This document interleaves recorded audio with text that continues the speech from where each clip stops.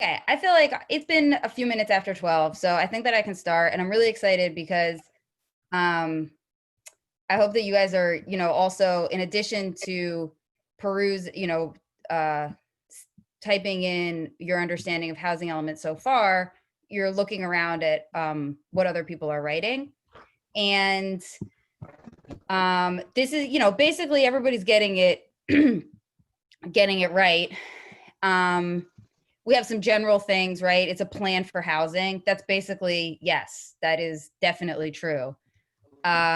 Big reports, it's definitely a big report. Jillian, I'm glad that you answered this way because it is a plan for how they zone for housing. And we'll talk about later how these two ideas are sort of separate, but that's my like third slide that people get them kind of confused. Yeah, it's part of the city's general plan. That's a very important part. All right, great. So I guess I'll just do a little bit of an introduction, and it sounds like you guys are really already at least having the bare bones. So actually, I have another question. Who here was at Chris Elmendorf's presentation yesterday? You can just tap in, just be like, I was. It's okay if you weren't. You definitely don't have to have been. Okay, well, I don't know. It was, if you went to Chris's yesterday, that's like grade 12, and this is kindergarten. So what I hope to give people with this presentation is, yes, there's a recording. I would like to give people kind of the skeleton, like the minimum kind of information that you might need as we all learn about this stuff all together. And now is really a great, now is the right time to start paying attention to housing elements, because this is, I'm trying actually to get to another part of the internet. Did you guys, can you see this? I'm sharing my screen, so you should be able to see what I'm looking at right now. Can you? Yes. The housing elements timeline. Yep. So every 8 years, about every single city has to submit a new housing element. And you can see on this timeline, right now it's the middle of it's almost the middle of 2020. And at the end, the very end, December 31st of 2020, there are 11 housing elements due, and those are in San Luis Obispo County. And then in 2021, there's like over 200 housing elements due. And you can see this 197, that's all of the jurisdictions in the Southern California Council of Governments, the LA area. These 29 housing elements, that's the Sacramento area. The 19 housing elements, that's that's San Diego. And then way at the end of 2023, the other big bar, 109, that's the Association of Bay Area Governments. That's the Bay Area. So now is the time, right? Like it is the case that in any given month, there's some city somewhere in California where, a housing element is due within like the next 6 months. But as you can see, like the, 2021 and to some extent 2022 are going to be huge years for housing elements. And, it winds up being maybe, it's a lot easier usually to pass upzonings during recessions. And so, if ever you were like, is it worth my time to get active? I mean, I think probably if you're here, you're the kind of person who feels like it's always worth it to be active in a pro-housing direction. But if ever there was a time during a recession, it is even more worthwhile because, cities wind up realizing that they need population in order to make sure they have enough, money to for all their services. People need jobs. So stars are sort of lining up for housing. Okay. So now let me go back to the presentation. So this is basically the group of words that I hope that after this, you know what they are. And you might already know what most of them are, but like, this is to get everybody on the same page. The first thing, as I was saying before, is that the housing element is part of the general plan. And this was something that, like, for me was just such an aha moment, that I had noticed that people were kind of using general plan and housing element interchangeably in some situations. I didn't really understand what their relationship was. Element in this case is like a synonym for chapter, right? It's part, the housing chapter, the housing section, the housing element of the general plan. And general plans have several elements. Again, initially, I thought the general plan was just for housing because that's like the only thing I care about. But there's an arts element, you know, in some general plans, commerce and industries. This list is from San Francisco because that's where I am. But if you look at your general plan, you know, you'll see every general plan has a number of chapters, and one of the chapters is the housing element. The housing element is different than any other chapter because there are rules about how often you have to update it, and there are rules about what has to be in it and what it has to say, whereas all these other things are very much up to the city. I mean, there are cities that don't update their general plan for decades, you know, 30 years, 40 years, whereas the housing elements like have to be kept fresh. The second two ideas, general plan and zoning code. What is the difference between these two things? And let me tell you, people conflate them all the time. The general plan is narrative and the zoning code is specific. In my mind, I think about it as like a skirt and a petticoat, which is something that I made up. I don't think it's necessarily, I don't remember. So if it doesn't help you, you can discard that analogy, but that's how I think about it. And like the general plan, and I mean, like skirts and petticoats, actually, well, I'll tell you later, maybe. All right, so yes, so specifically, this is where I wanted to talk about FAR, right? So the zoning code is specific. You're gonna have, actually the general plan a lot of times will tell you more about medium density. Like they'll say single family duplex area, and then somewhere else they'll say this is multifamily and we envision shops and, you know, a mall or something like that. But the zoning code is where you see all of these different list of specific criteria. So, you know, 30 units per acre, 45% lot coverage, 0.5 FAR. This is all stuff I made up. I mean, the numbers I made up. FAR is a real thing. FAR is something you probably have seen, and not only is it a abbreviation, but even when I tell you what that stands for, it's probably, you're not going to know what it is. FAR stands for floor area ratio. And to me, like the only helpful word in that is ratio. And you can see that it's a fraction. So those things match. Okay. So it's a ratio. What is the ratio of? The ratio is, I don't actually, it's not even helpful at all.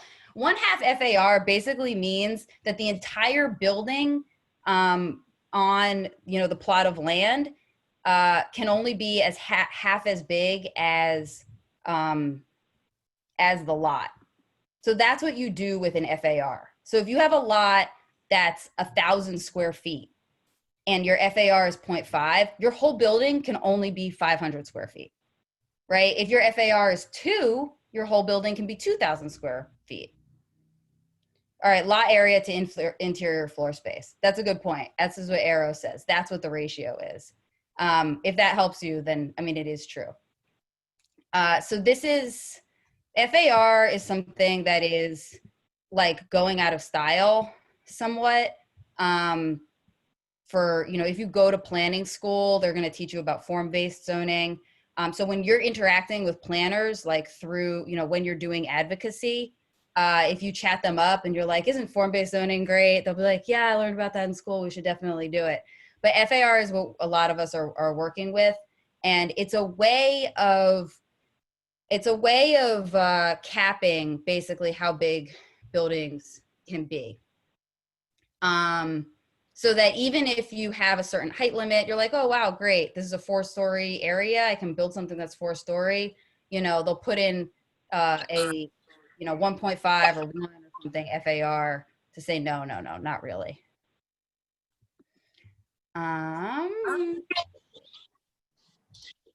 Next. All right. So now we are coming to an activity section, and everybody's already making great use of the group chat, which is good. So I'm going to go through one by one because I really do also especially love to see what people guess. And I would like for people to just put in. So I have these paragraphs, right? I don't know if you know all the words in them, but by the end of this part of the presentation, we should have talked through all of the words. So first of all, RHNA, RHNA. Can you guys put in what that is? And if you don't know what it is, put in your actually, wait, don't do it yet. Type it in, but don't press enter until I say, okay? All right, stop talking about FAR. It is an extra restriction. That's right, Arrows. Okay, so RHNA, put in what you think it is. Make your best guess if you don't know, pretend that you are on a game show. And then in like 5 seconds, everybody press enter all at once, okay? 1, 2, 3, 4, 5. Everybody press enter. Great. Regional Housing Narcotics Authority. Thank you, Bo. Really hostile neighborhood anxiety. Yes. Regional housing. Yes. Okay, good. So yeah, this is the regional housing needs allocation. I love D. You made a guess, right? Like this is what you're gonna be doing all the time when you're looking at acronyms. You're like, an H, I guess it means housing. You know, if you don't know, you can kind of put it together. So a lot of people are saying assessment or allocation. It's actually allocation, and that's actually important because an allocation and an assessment are two different things. Like the allocation ultimately comes from the state, but it comes from your local council of governments. They are allocating housing to you, as opposed to an assessment, which is more like a study. So I actually do think that kind of makes a difference in your understanding of how all of these different things relate to each other. Okay, great. So the next one is, COG. Do you guys know what this is? Oh yeah, type it in, 1, 2, 3, make your best guesses. When I say 5, press enter. 4, 5. Yeah, Council of Governments. Yeah, that one, I love this one so much because it stands for Council of Governments, and also it's totally a cog in the giant machine. It's very evocative. Okay, good. So in the Bay Area, this is not as familiar of a phrase because our Council of Governments is called ABAG. Right, exactly, Jillian. Yes, ABAG is a Council of Governments. Yes, SCAG, Southern California Association of Governments. It's a Council of Governments. But places like San Luis Obispo, they actually call it a COG, slow COG, San Luis Obispo, Council of Governments. Or there's a Gateway Cities Council of Governments. That's a set of cities in LA County. And so councils of governments, typically they have staff, they have planning staff, a lot of them. That's where they'll have like mayors and city councilors will sit on these councils of governments. And they get a regional housing needs allocation from the state of California. They'll say, okay, ABAG, in the Bay Area, you have to build so many housing units. And then that Council of Governments has a bunch of subcommittees, and they make decisions at those subcommittees about how much each of the cities in that region are going to have to build. So that's the sense in which RHNA is an allocation. They get it, the SCAG allocates to the cities. All right, cool. We already sort of discussed housing element, so I'm not going to ask that one again. But yeah, HCD, what about this one? So type it in, and when I count when I end counting to 5. Everyone press enter. All right, ready? HCD. 1, 2, 3, 4, 5.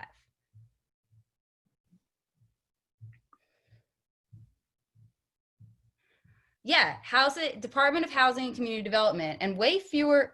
Hey, somebody's drawing on my screen. I don't know how to fix it. Jillian's in charge. This is the California Department of Housing and Community Development. This is it used to be headed up by Ben Metcalf, and then he left for a while. When the governor turned over, and they finally appointed someone new whose name I forget right now, but we do have a new head of HCD. It's very exciting. This department, actually, let's think about it. Like, it's located in Sacramento. There was an idea for a little while to open a Southern California office. Rumor had it, but I don't know what happened with that. I know probably during the recession, they're not going to do it. There are about 400 people who work there. There's an expansion plan. They were supposed to be hiring literally another 400 people, doubling the size of this department. I don't know if they're still going to do that because of the recession. They might put a hiring freeze. HCD, you saw that timeline of housing elements getting submitted. They get submitted to HCD. So there's bureaucrats that are there. They read these housing elements. They might send feedback. They have a relationship with the local planners. You can also contact HCD if you want to tell on a city for violating state housing law. They have a compliance email address. And that they usually do respond, and maybe they'll even send a letter to the city. I mention all of this because as we are advocating for really high quality, ambitious housing elements, we're advocating in two directions. Like, on the one hand, we're advocating, of course, to the city council in the place, in the city. We're also talking to the planners in that city. We want planners to be on our side. We want planners to feel like we're helping them get something done. And we're also advocating to the people in HCD who are reviewing these housing elements. Because they're making, none of this stuff is super cut and dry. They're making decisions. And just like any other kind of bureaucracy, like the planners, the cities, they're going to want the evaluator at HCD to like them, and we want the evaluator at HCD to like us. And we want the people that work at HCD to feel like there's political support on the ground for HCD, as HCD is maybe giving information to the city that they don't want to hear. I think it makes a big difference. Like, imagine this person, they're 30 years old or 45 years old or whatever. They're on the phone with city councilors or planners. People don't want to be yelling at each other. People want to feel like there's support for what they're doing. They don't want to put themselves maybe too much on a limb. The other thing is too, is that they have the last 3 years, every year, there's been new duties handed over to HCD. So that's why the department was supposed to double in size. And if it doesn't because of the recession, then, they're already behind and overworked. Everybody that goes to work in the morning and has like way more stuff they're supposed to do than they can get done. Yeah. So one way to do like super effective advocacy is to be a resource to to bureaucrats, to help them and make their lives easier, make their jobs easier. Okay.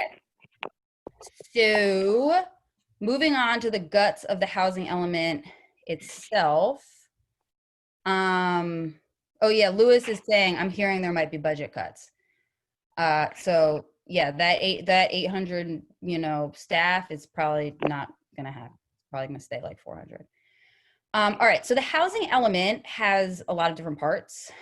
And one of them is the residential sites inventory. And this is something, same thing, type what you think it is. I'll tell you when to press enter. You can probably guess, but guess and then embellish a little bit. Like, you know, pretend you're a con man and you have to make things up. Yeah. So what do you think the residential sites inventory is? Or if you already know, then you can.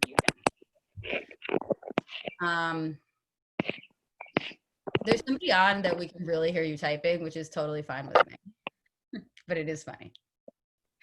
Okay, you guys, wait, stop typing yet. Or if you haven't already.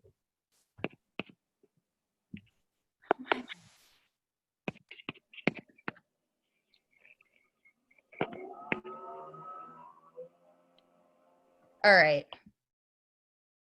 Yes. Did everybody type in their answer? Oh no, you guys are still doing. Okay, keep going.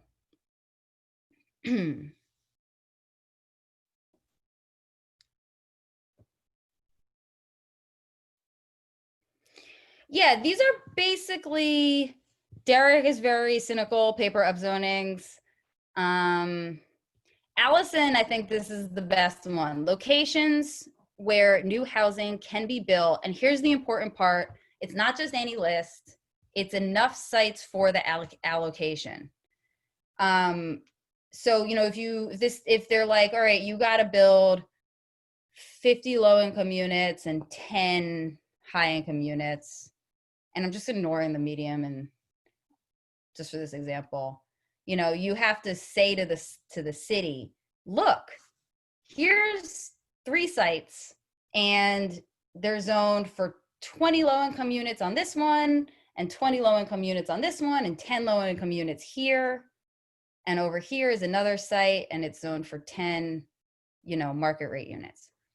So at this point, it's not on the slide, but does anybody know, bonus question, when they say zone for low income housing, what does that mean?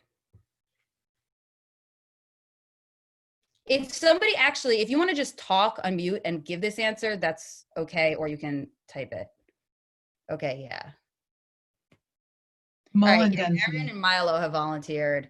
It's a density standard. That's exactly right. And so the more you think about this, the more you realize it's actually very funny because we're going to be looking at these, you know, at these lists, all these columns, right? Very low income housing, middle income housing.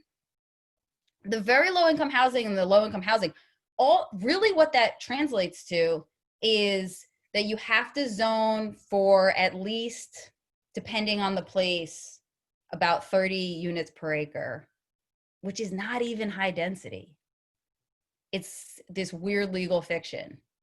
So when you're looking at these lists, it's like your allocation for very low income housing is 50 units. Okay, all that means is that you have to have at least, you know, 50 units. You have to have some place that's zoned for 30 units per acre, you know, enough land zoned for 30 units per acre that you can get 50 units out of it. I think does that make sense? And so it's not like, there are places that actually zone for affordable housing, you know, that have an affordable housing overlay that say, if you're building affordable housing, then you get like all kinds of density bonus. It's not even as sophisticated as that. It's just a density standard. So yeah, so we have this list of lots. Sorry, Oros.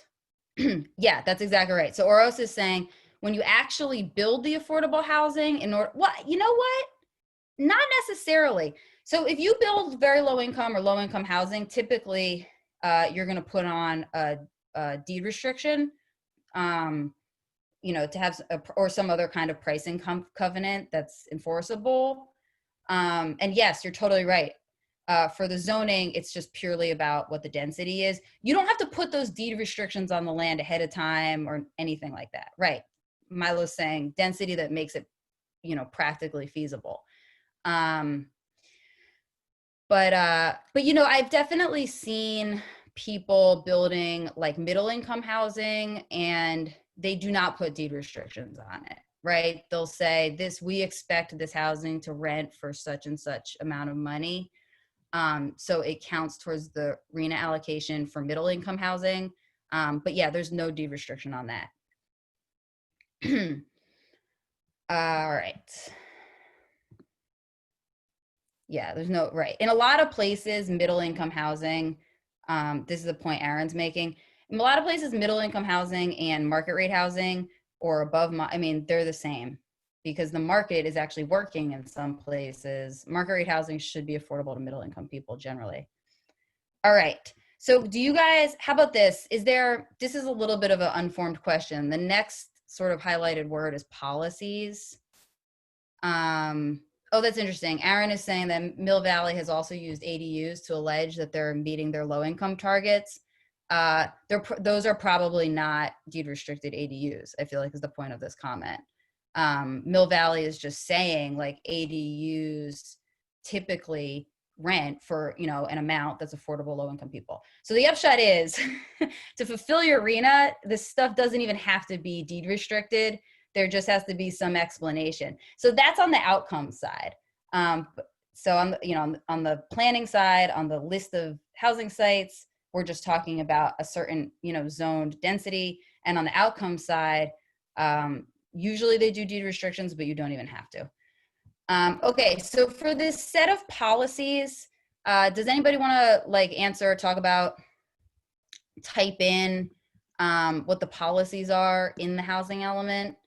And again, I realize this is not like a super well-formed question, so I might just tell you what I'm thinking of, but I'll wait a little bit. Yeah, just type it in because I'm not sure that anybody's gonna. All right, I'll just say. So there's, oh, yeah, Milo's guessing, so that's good. So are there, yeah, I'll just start talking about it. We're gonna look at some, yeah, inclusionary is definitely an example. So so you have your list of sites. You're like, okay, we're supposed to build whatever, 1,000 units. Look at this list of sites. They in the list of sites, they'll put the address, they'll put the zoned density, and they also put an expected density. Although part of the point of this presentation is that the expected density that they usually use is not very realistic. And then after that, they'll have a section where they talk about their goals and policies. And the goals are basically set by state law. Like if you look at a lot of housing elements, all the goals are pretty much the same. The policies are things that the city is going to do. And they could be kind of programs, they could be laws. We're going to look at them in a minute, but these are sort of plans that the city has that will help the city, you know, achieve the goals that are enumerated in the housing element. All right, so for the next one, yes. All right, so expected, I'm going to skip expected yield for now. Maximum theoretical capacity. This one, you guys, I do want you to try to guess. What do you think that maximum theoretical capacity means? And when I press enter, everybody, so do your typing right now. Type, and now enter. Press enter. What do you think the maximum theoretical capacity is? Yes. Yes.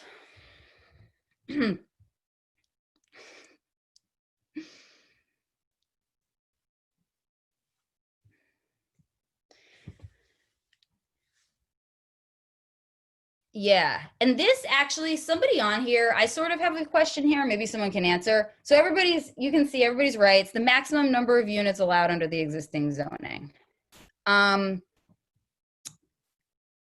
Right. So this is Kathy says the density after you consider all the other regulatory impacts, parking, site improvements, height. That's the part that I'm not exactly sure about. So, you know, we talked about before, you have your height limit, you have your floor area ratio, you have setbacks. These are all things that determine how many units you can build. And yeah, I mean, I guess I'll just believe this person that they do, you know, they do put in parking. The thing about parking is that it's expensive. It just feels like parking feels like exactly the kind of way that cities will screw this thing up. You know, they'll be like, look at the zoning, like you can build so much, but then when you factor in how much parking you have to build, it's really not that feasible. But anyway, like we know for sure that the maximum theoretical capacity is like you're looking at what the laws say. Okay, so that's the estimated. Okay, great. Thanks. Thank you for that answer, Kathy. All right, so the maximum theoretical capacity is, yeah, all the stuff that's on paper. What it definitely does not include, it does not include what Adam Nugent is putting out, does not account for the likelihood of redevelopment. So you might have some, you know, single story kind of outdoor mall that was built 70 years ago. It's like falling down. It's well known in your town that the owner is looking to retire, and a city rezones that and says, look, you could build a big apartment here. You could build 300 units. That actually seems pretty likely. You know, the owner wants to retire. It's an old building. Okay. And so your maximum theoretical capacity, of course, you know, doesn't look at that. But if your maximum theoretical capacity is 300 units, you're not really lying. You know, you're not telling you this really might happen. On the other hand, if you might have a site that's like actively used, you know, that's a business that's owned by somebody who just got into that business, and that person has no plans to change. You know, it's a successful bar or something, everybody goes there. Or it's a church. People, they'll zone churches like for housing, knowing full well that the church is a long-standing part of the community, is not going anywhere. And so, you know, we think those are cheats. Like that's the big way that we feel like cities are not really following housing element law, especially the new housing element law, because the new housing element law puts a lot more emphasis on this expected yield, you know, on having the planners do some investigation about what's actually happening at the properties. And as I'm saying that, hopefully for at least some of you, you should be thinking, wait, really? HCD thinks that planners are gonna call up property owners and say, so what are your plans in the next 8 years? And the property owners are gonna tell them? Like, it's actually, that sounds very difficult. And this is where you and I come in. This is where ground truthers come in. And this phrase I didn't just make up. There's actually a presentation by somebody at HCD.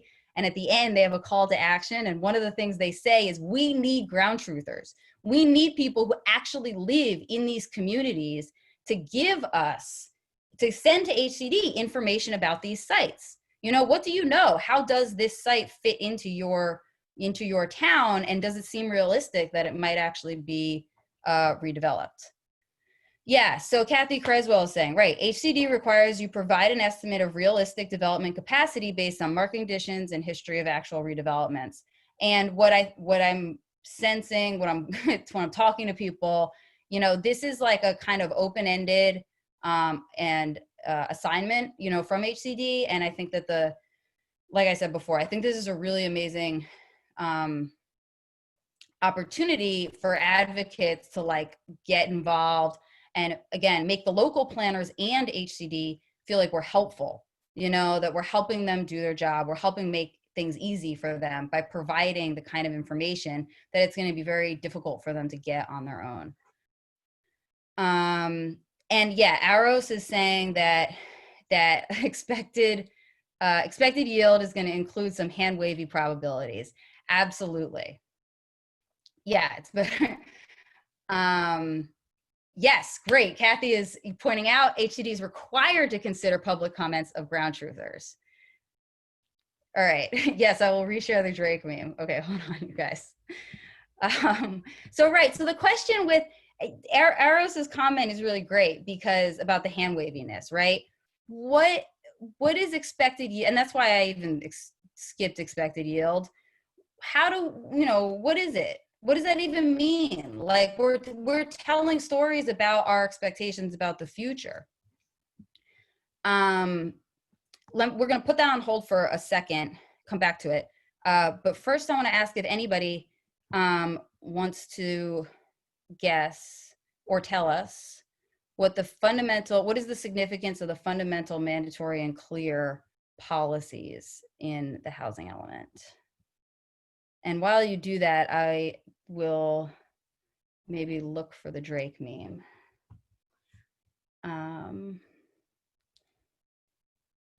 Okay, great. Jillian found it. Thank you. All right. Hit enter. Oh, Daniel. Okay, Daniel, that will be cheating. If Daniel, actually, Daniel, go ahead. Explain what the fundamental, mandatory, and clear policies are about. If nobody else guesses, actually, Daniel, give people a second to guess. Is there anybody else that wants to put in for that? I'll just be playing a board game that my son invented and waiting for you guys. Well, then, let's see. Aros is guessing. Oh, no, you're not. All right, seems like nobody's guessing. That's a pretty cool board game. Yeah, Daniel, why don't, oh, yeah, go ahead. Yeah, it's a trick question, of course, because it shouldn't be required, but deeply buried within a lot of housing element law is the cases that say the cities are allowed to commit to things in their general plan and in their housing element and then just not do them. Because if you ever bring a lawsuit that says you're not consistent with your general plan, we defer to the cities. They get to decide what is and is not a real commitment in their general plan. And if they say, hey, that's just an aspirational goal more than it's a real policy, the courts say that's fine with us. I'm exaggerating a little, but not too much. The exception is that the courts have been clear that to the extent the general plan or housing element has a fundamental, mandatory, and clear policy, and they wave that magic fairy dust on it, the courts will enforce that. That you may not have a fundamental, mandatory policy in your general plan or housing element and then go have a zoning ordinance that fails to be consistent with it. So what we've urged is, and what I'm plotting, is a lot more advocacy to get the cities, not just to say we are planning aspirationally for it, but to literally say in the housing element, this is a fundamental, mandatory, and clear policy. Any zoning ordinance that does not conform to this policy is not a valid zoning ordinance because the general plan is supposed to be superior to the zoning. That's the idea. And I have in mind things like, it's a fundamental, mandatory, and clear policy that we're going to permit qualifying housing developments in particular locations to be a by right permitted use in this jurisdiction. Right, like a very sensible one. So, you know, we have situations where actually it's happening in Stockton right now that they put in their housing element, you know, some pieces of land. They said these are medium density. The expected yield is, you know, blah, blah, blah. They added up that column to get to their allocation. And now somebody came and wants to actually develop at medium density. And the city's like, oh, no, no, no. Well, that's ridiculous. Like, we should have policies in there that facilitate the development, you know, at the expected listed density, you know, in the housing element. So now I'm like, I want to get to my next slide. Thank you so much, Daniel. And Daniel's right. He's helping out. Okay. So here we have an activity. This take like 5 minutes, up to 5 minutes. Hit this drive. If we were all in the same room, I would like tell people to work together. And pick out, oh, can I drop the link in the chat? Oh yeah, sure. Oops, hold on. Oops, sorry. All right, it's happening. I'm doing it. Control C. Just type it. Thanks, Riley. Okay, great. There's the link. So yeah, find any old housing element from a city that you like. An adopted one, I feel like is probably better. Why do a draft? And find a super vague policy and find like a very specific policy. And oh, this is okay, great. These links work. So yeah, just spend some time doing that. When you find one that you think is like remarkable, then just shout it out. So let's Oh, see. I mean, I already have the San Bruno housing element saved on my drive. All right, use that one. Yeah, can you talk through an example, RS? It'd be cool.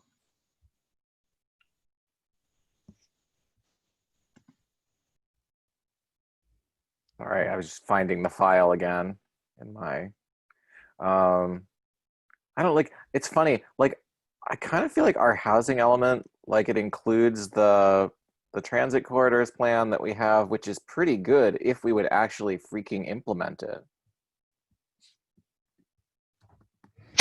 So.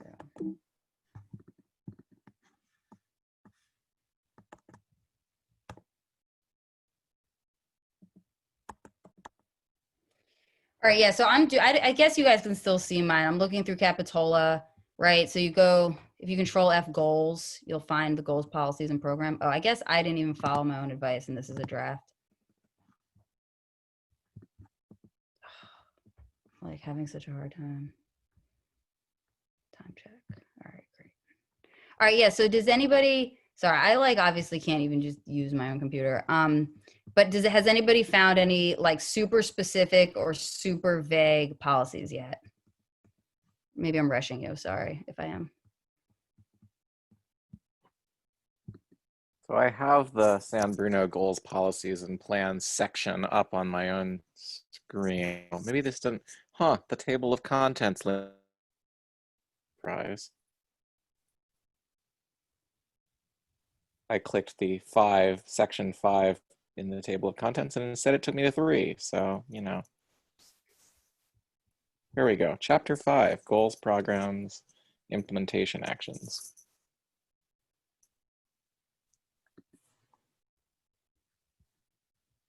I'm gonna stop sharing my screen because it's distracting. Do you wanna see the San Bruno?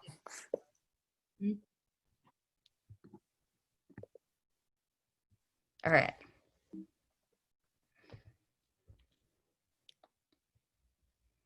Yeah, so this is the whole.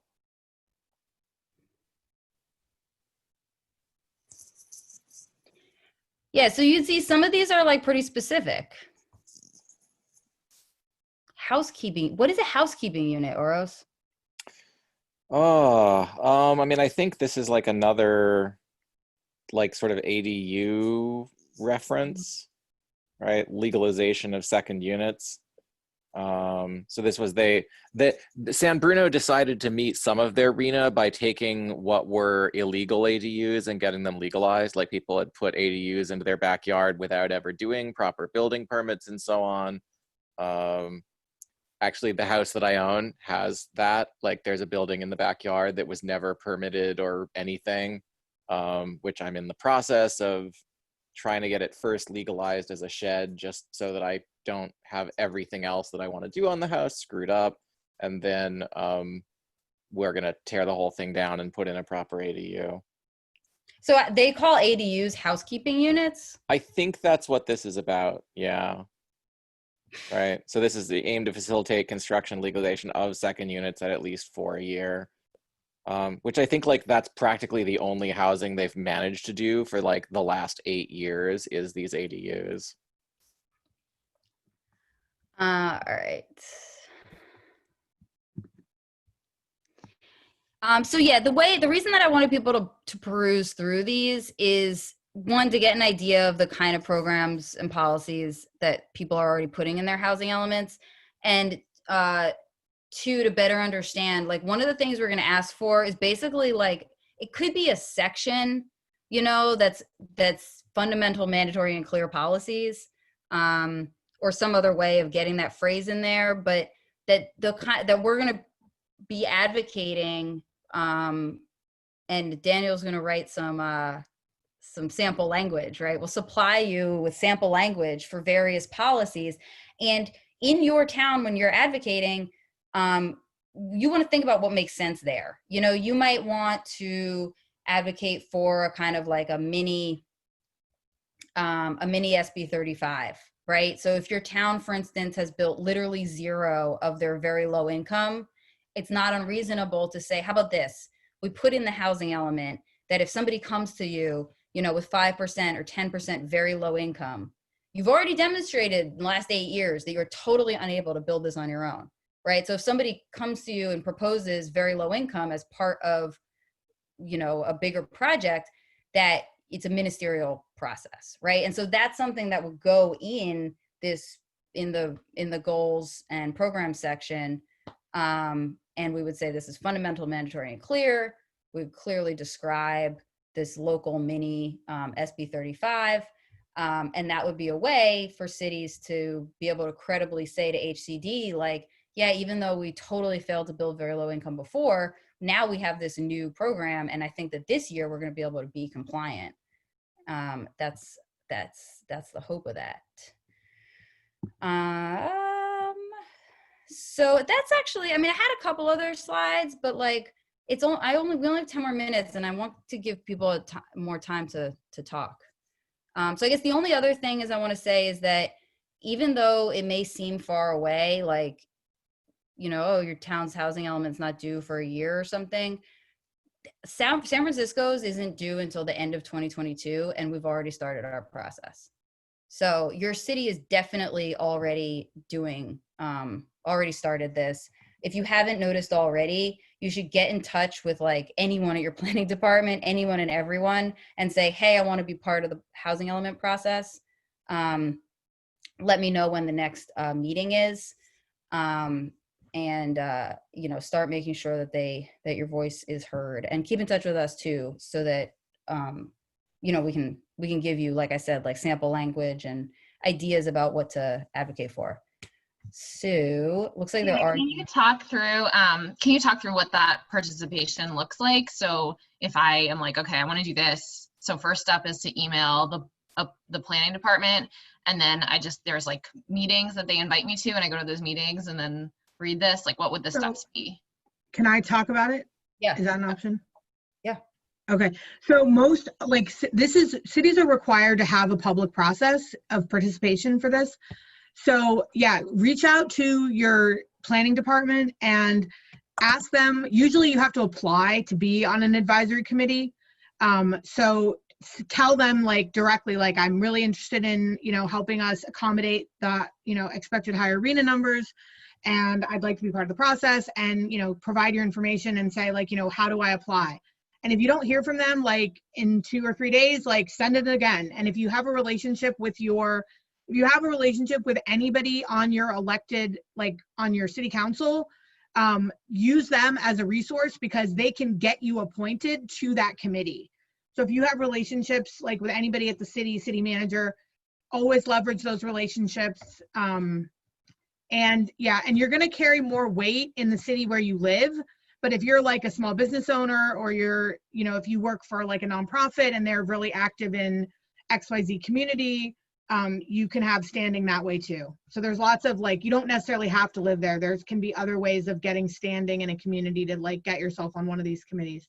I've served on like a half a dozen of them in my past 12 years for different issues, not just for housing. So if anybody's interested, you can reach out to me, and I'm happy to provide any guidance if you have like an individual situation you want some thoughts on. And yeah, Joe Mullen is asking specifically, right, about, is it useful to participate in the process if you don't live there? Definitely. I can't emphasize enough. Yeah. Definitely, yes. And look, there's kind of 2 paths you can take. One, you can always be vague. It's rude to just ask somebody where they live. Like, you don't have to be clear about that if you don't want to. Or you can be clear about it and be like, yeah, I live in a different town, but your housing decisions are affecting everybody. That's part of our whole, like, that's one of the arguments that we're making in our political movement, that we can't only assume that the housing decisions made in one city just affect that city. It affects everyone.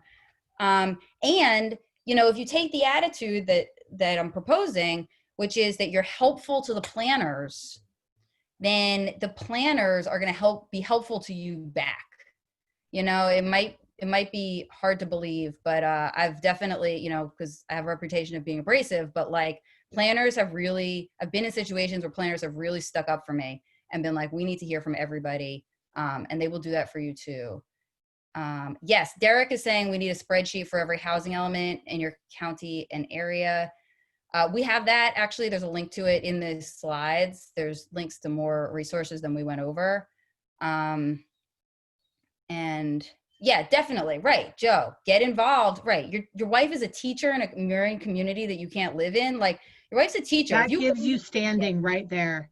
Yeah, man, teacher is like the best one. Be like, I'm a teacher or I know one, everybody has to listen to you. I'm married to a teacher and we live in the district that we work in. Okay, and Kathy is saying that, oh yes, one of the things that's in the housing element is that a description of how the city made a diligent effort to achieve public participation. So that's actually interesting too, is the idea of, we've been talking about, advocating and monitoring around sort of like what the housing plan is in the housing element.